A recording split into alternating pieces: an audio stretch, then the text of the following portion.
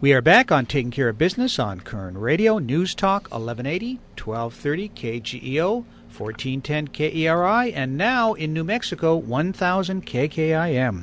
Our guest by phone, author and president of the Pacific Research Institute, Sally Pipes. Sally, I understand that the majority of the businesses in this country are small businesses with less than 50 employees. And so this bill really does have an impact on the smaller employees, especially on premiums. Because as I understand that if someone is 20, they pay a rate, and then there's different age rates up to age 65. But the difference can't be more than 3 times. The 60-year-old can't pay more than 3 times what the 20-year-old is paying, which means who's going to get hit with the rate increase? The 20-year-old. Absolutely. And so I've been recommending that we move that from 3 times up to 5 times, because if not, you're going to have fewer and fewer young people, entering the exchanges, and they're going to be paying, that tax at $95, because, and then, insurance companies are going to see their costs, rising out of the sky. And then what does this ultimately mean? I think the long-term implication of this is that private insurers would be crowded out of the market, and we will all be left in a government single-payer Medicare for all system, which is, what is the system that is in Canada, where the country where I'm from, and where the government is the sole supplier of health care. And what we've seen under Medicare in this country, with 1 in 3 new Medicare eligibles not being able to find a doctor, then we have, the doctors being paid 20% less for treating people on Medicare. We're going to see, all kinds of problems, ration care, lack of access to the latest treatments for people on Medicare. And then, but if we all get moved into a Medicare for all system, this is going to be very devastating for the American people, and they just don't know, what could be in store for them. And I think, the president, he's been a huge fan of the single-payer system. He said it many times when he was state senator in Illinois, when he gave speeches. So I think he ultimately does want to crowd out private insurance and leave us in a government-run program. So that is my long-term concern, is that that's where we'll end up when insurance companies can no longer operate because of the controls on what they can charge. So if an employer small employer doesn't offer benefits, the employee goes and pays $95 because he doesn't want to buy benefits.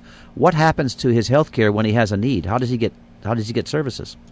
Well, he can go into a state-based exchange and purchase a plan, the bronze, silver, gold, or platinum, or he can turn up at an emergency room, which is one of the cost drivers, and also takes up an emergency room should be there for people with serious conditions that are in a terrible car accident or having a heart attack or a stroke, but not for people with minor conditions using emergency rooms. It's just too expensive. But the issue is it's putting a lot more pressure on the system and on the cost of care. So ultimately, we've seen. I was going to say that one of the things in the small business market, we've seen a tremendous increase in the number of people who run small businesses providing health savings accounts, and because the cost has been a lot lower, and it puts consumers and doctors in charge of their health care. But starting January 1st, 2013, along with the HSA is the FSA, the Flexible Spending Account, and that deduction will go down from $5,000 to $2,500, and people use that for special health care needs, orthodontia. But I think, with the HSA, where people are in control, and they can put that money into their account every month, carry it forward if they don't use it tax-free, well, I think, with what an essential benefit plan is, it's going to be very interesting to see whether the very popular HSAs, where 13 million Americans today have them, whether they're going to be able to survive under the rules and regulations of Obamacare. Well, I do a lot of HSA programs and also HRA programs, and we're seeing tremendous increases in that market as well. So I think you're right. They're probably not going to survive over the years. Right. That's why 2017, the election of November 2016, and the inauguration in 2017 is going to be so very important. So it's such a pivotal election, and I think on the Republican side there are a number of young people who I think would be very attractive candidates. So we'll have to see whether they actually decide to get into the milieu and do run and then are elected. Hey, before we run out of time, I think Marty wanted to get into a program in Long Beach. Well, we have some time left on that, but I just wanted to reintroduce our guest. We're having a conversation with Sally Pipes, author of The Pipes Plan and The Truth About Obamacare. Sally, I did want to ask you about something I noticed on your website. By the way, your website is a great website full of information. You want to give us that website again?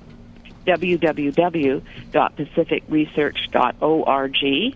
And my books are available there, both of my books, The Truth About Obamacare and The Pipes Plan. The top 10 ways to dismantle and replace Obamacare are also available from Regnery Publishing or on Amazon.com. And what's the event going on in Newport Beach in February? Right. We have. We're very fortunate that Steve Forbes is going to come out and address our first annual Baroness Margaret Thatcher dinner. He's going to be talking about, the future of America and what he sees as a thing. So that's February 20th, 6 p.m. at the Island Hotel in Newport Beach. And we have different levels of sponsorship. And you can sign up for it on our website that I just mentioned, www.pacificresearch.org. And Steve Forbes is a fabulous speaker. I was a huge fan of his when he ran for the presidential nomination a couple of years ago, but it didn't come to pass. But he's very much free market. He's very articulate, and I think it'll be. And he has a new book out called Freedom Manifesto, and that's, as George Will said at our gala on November 9th, just after the election, cheer up. This is a long-term battle, and in the long run, we're going to win. And I think we have to be optimistic, and I think Steve Forbes, will be a terrific speaker on his Freedom Manifesto that he's going to talk about. Is there, in your classifications of tickets, is there a classification for poor radio talk show hosts? Oh, well, I'm sure there will be, yes. The patron ticket is $250, but, if you get in touch with me and you want to come, we'll see if we can strike a deal. Bring the whole team. Such a deal. Yeah.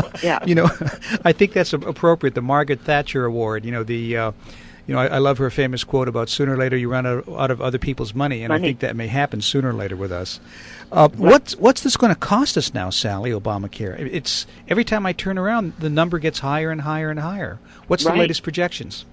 Well, the president wanted a health care bill that cost $900 billion over 10 years, and that was his goal. When it was finally signed into law on March 23rd, the Congressional Budget Office costed it out at $940 billion over 10 years. What's $40 billion here and there?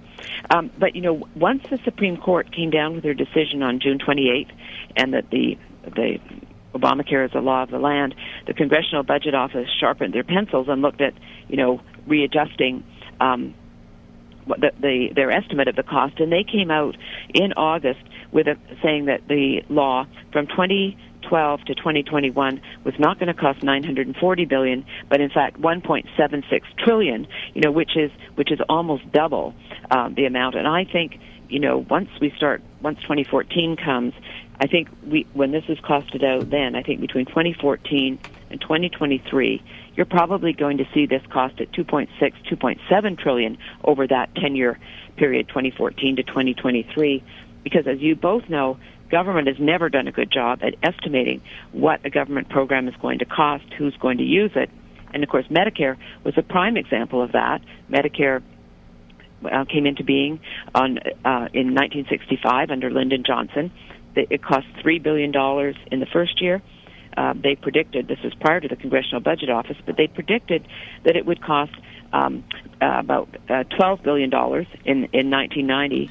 In fact, it cost $110 billion. That's a gross underestimate. And so, these programs are very, very expensive. And now we see, in looking at Medicare, the CBO has said that unless changes are made to Medicare, this program will be bankrupt by 2024, at double the cost today, which is about $500 billion, to about $1 trillion. So we're going to need to make some changes. Nancy Pelosi always says if we do anything like premium support or vouchers, means testing, raising the eligibility age, seniors are going to die in the streets. Well, no seniors will have access to care if the Medicare program goes broke. It should be there for those seniors who really need support, and the very people who can afford to purchase their own health insurance. They should not be on Medicare. Well, the great thing about Nancy Pelosi is, she keeps on telling us we need to pass these bills so we know what's in them. Right, So, exactly. when we come back from the break, I know Clay's biting at the bit. He's got a couple more questions for you. We'll be back in a moment on Taking Care of Business on Koerner Radio, News Talk 1180.